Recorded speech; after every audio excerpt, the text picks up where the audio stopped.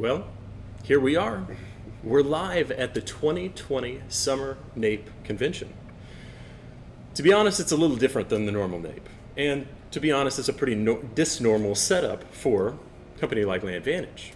You're looking here live at booth 1309, the LandVantage booth, coming to you live from deep within the headquarters of LandVantage here in Oklahoma City, Oklahoma. As we say, it's a little different here, being that the office is empty. We've set up a filming area within our office, and this is just a different year. There's a lot of different things that we're going to cover in this next week. We're going to be providing you with a lot of different live streams, a lot of different abilities to see the services and the products that we provide. And more than anything, we want to be able to hear from you. We're doing that in a lot of different ways. For our friends that are at the NAPE convention who are attendees, you're able to contact us by instant messenger through the NAPE portal. For our LinkedIn friends, we're giving you the ability to come to this eBooth site, and to the left of Wade, you'll be able to make live comments throughout all of our different speakers to ask questions in real time and get answers. Now, all of these different things that we're recording are going to be recorded, and you'll be able to view these on this eBooth site going forward. So there's a lot going on. NAPE is different this year for obvious reasons, but we are excited for the success that NAPE is going to have this year. We've heard that over 1,100 different participants have joined to come through the NAPE portal. We've got over 160 different exhibitors that will be presenting different packages to you. You'll be able to take part in roundtable discussions. You'll be able to look at prospect previews, and you'll be able to have great access to speakers all throughout the week. I know Carl Rove is happening tomorrow. What we want to do here is we want to make sure that you find out about LandVantage and Land Information Services, and you find out about from the people that have made this whole thing happen. To the left of me, this is the founder, the CEO, and all-around nice guy, Wade Brawley. And we are very excited to have him here to welcome us to this virtual experience of NAPE. Now, you'll notice that even in this age of pandemic, we are social distancing away from each other, and we'll be doing that with all of our different speakers throughout the week. As we want to make sure that we follow the guidelines, and we also provide a strong schedule for you to be able to follow. So I guess just to kick this off, this is different. This is something that we're excited about. We're excited to have Wade here. And Wade, we've been to a lot of NAPEs in the past. We have been to the summit. We've been to the summer NAPE. We network with so many people all the time, Houston, all of the different areas. What are your thoughts on this 2020? What do you think about this digital experience? Well, it's awfully convenient, so it's not unusual that I would be here because this is our office and I'm here every day. But I do have to say I really miss the humidity in Houston, you know. Yes. I miss walking that long walk from the hotel to the George R. Brown Convention Center, sweating by the time I get there. I miss walking 5 miles a day just up and down that football field of a convention center. So I think that's one of the big benefits of this year is that people are going to be more economical in their time. I mean, you're actually able to filter down to the prospects you want to see and the vendors you want to see. Sure. And you're not going to be spending all your time on that floor walking back and forth. But the downside, I guess, is you miss the ad hoc networking that goes on, and I'm really going to miss that. So it's just such a great blend of people from different disciplines. You know, you have landmen, geologists, engineers, financial people, all together in one place, and it just kind of creates this blended culture of people all interested in making deals and networking and helping each other. I mean, there's a real sense of community there, you know, at NAPE, where people do help each other. They help make contacts. Like, I can't help you out, Drew, but I know someone who's looking exactly for what you're talking about, and they make that introduction. So we're really going to miss that, but I have a feeling that we're going to be able to do that virtually, and so those connections will still be made. For sure. But I miss Houston, really. You know, we go there like every week. One of us is there, and I really, really do miss going to Houston and Dallas and Austin and Denver on our trips. But it's kind of making us think, do we need to do that anymore? You know, I'd like to because I like to go to the cities, but people are appearing to manage quite well with working remotely and having virtual meetings. So things are really changing. Just like we know from the last few months of how many Zoom meetings, team meetings, go-to meetings, WebExes that we've all had, we know that this new era of webcams is something that we all have to leverage. And that is what we're trying to do here, of being able to say, how can we provide you the strongest experience to be able to see our outsourcing, our tech, our software, and our people in the best light possible. We're excited to be able to give you that chance to be able to kind of see under the hood at Land Information Services, and to find out more about what makes it tick. To piggyback on what Wade was saying, the networking is something that's so important to Land Information Services and every company that attends NAPE. We come to see those companies that we have interest in, those companies that we want to make deals with, and personally for myself, come to see my friends. I love making connections, and we love the companies that we begin to have true relations with. And that continues out, and we've had such good talks with them throughout this whole process of being able to say, how is this working for you? How can we help you? And what can we do to further assist you in the future? Right. You know, I've said this many times that the customers we serve are friends, and you know, it allows us a vicarious experience to share in their success. So if we can help a company be more successful through our workflows, I feel like we get to share a little bit in that, in their success, in their rewards, and that's really gratifying for me. You know, if we can help someone, and you know, we have customers anywhere from a very small company to very large companies with lots of complex assets and agreements, and their needs are unique, but still they come to us needing advice on handling certain kinds of transactions, certain kinds of agreements and workflows. And man, it's just nice to be asked, you know? It's nice that someone is asking our opinion, and that we're able to provide something that they get, you know, that they understand and that they use, and that helps them to be successful. So For sure. So what would you say to, we've sent this link out for this e-booth, and the e-booth, like we said before, that combines our people with the NAPE attendees, our friends that we've met networking, and all of our LinkedIn followers.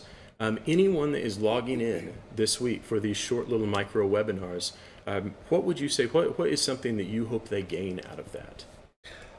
I hope that they understand the unique blend of products that are out there and services that are out there, and find exactly what they need.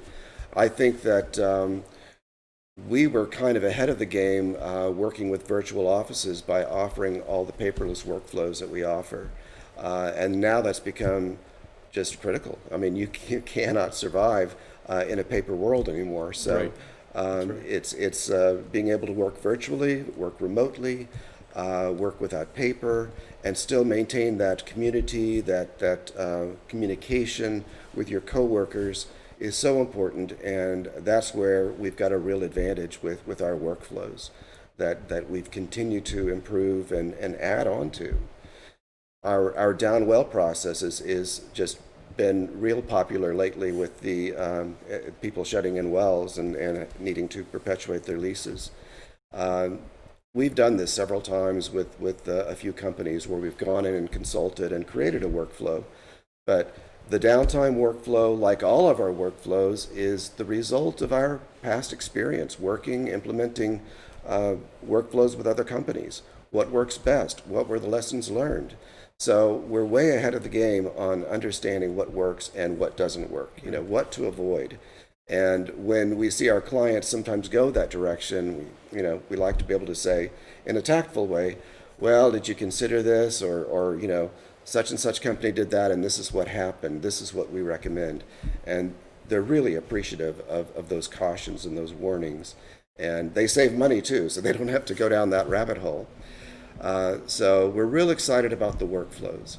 I think that people are going to realize that that is the wave of the future, and we're already there. We are. And I think that's one of the things that we say is kind of the name of the game. It's something that we talk about on a daily basis here at Land Information Services is innovation. And innovation is such a huge, huge key of making sure that companies that are currently in operating status that want to go from kind of that good to great model. And like you said earlier, we're able to help facilitate that. Mm-hmm. So Wade kind of gave you the appetizer, and for the rest of the week, we're going to be giving you that full meal. And to tell you the schedule of that, today we're doing the kickoff. This is our kickoff event right here, Wade and I. Tomorrow, order the veal. Order the veal. Tip your waitress. The veal's fantastic. So tomorrow at 10:30 in the morning, set your schedule. You will be seeing Outsourcing Success, and that will be with our Director of Land Processes, Amy Hopman, and our President, Jim Shaw. They will walk you through the different services the Land Information Services offers, the different ways that we're able to find success in companies, no matter if it's small projects or it's long-term projects. We have been able to very much help companies streamline their efficiencies, have our staff be able to be leveraged on and leveraged off, and really find some ways that we can help people work at just that optimum level. Now, that is on Wednesday. On Thursday at 1 p.m., we have the LandVantage 2.0 overview. Land software has evolved. This is something that I know that you take a lot of pride in because your background, and whenever I first met you, you were kind of spearheading that effort of, hey, I have seen these other processes out there. I've seen these other softwares. Mm-hmm. I know what works. I know what people find maybe frustrating a little bit. Mm-hmm. And I want to build something that is truly the way that a landman thinks. Mm-hmm. And that was one of the biggest things of why I was so excited about coming here. And to be able to see that go from that fantastic LandVantage mm-hmm. program to this revolutionary LandVantage 2 environment that just released in the middle of a very difficult oil and gas environment, mm-hmm. but yet still seeing so much positivity and so much just hype around it. What's that feeling for you? It's I don't know. It's kind of like your children coming home. No, it's really rewarding to see that others have kind of grasped onto the that initiative, and they're kind of carrying on the monikers. So you and Drew and you are Drew. I'm Drew. You and Jim and Amy and others have been really good about picking up that way of thinking and thinking in terms of economy and taking LandVantage to the next level. So that's really exciting to watch that happen. So workflows have always been important to us. They're even more important with 2.0, and there's a lot more availability of customization. So I think that's going to be really popular. And, in my career, I was never told that money is no object. Money's always been an object, and especially now. So I'm glad to say that we can offer these tools economically. So many smaller companies have felt that they can't have these tools, that these are really meant for the ConocoPhillips and the Exxons. Well, no, with a little innovation, you can have these tools too, and that's what we've done. And I like to not duplicate any kind of processes where we don't have to. So I don't want to be redundant in a process that's handled well, say in the accounting software, in SAP or whatever. We want to leverage other systems. We don't want to repeat what they're doing. We want to leverage it, and we want those systems to leverage LandVantage. So that is a really strong principle at LIS, at Land Information Services, that not only I keep repeating, but it's become the mantra of you, Jim, and Amy, and everyone. So economy, versatility, workflow, these are buzzwords we talk about all the time. And just so glad that we're able to provide that, and now provide it even better and faster. Right. Whereas we were 5 times faster than most softwares out there, all of them really, now we're 10 times faster. So it's amazing to see. that alone It really ought to really attract some attention. It's some of the comments of whenever we're doing demos where it's these beautiful sound clips that we hear of people going, oh my gosh, I can't believe that software has come to this in the oil and gas sector. So this is something that we're very excited about. We're very excited for Jim to be able to give you that high-level overview at 1 o'clock. Mark your calendars on Thursday. That's going to be showing how land software has truly evolved. And then why not on Friday, why not we end the week on going a little more on that IT side of we're going to bring in our Director of Innovation and Technology, Mr. Joel Thomas. And Joel is in-house. All of our programming is done here within LIS.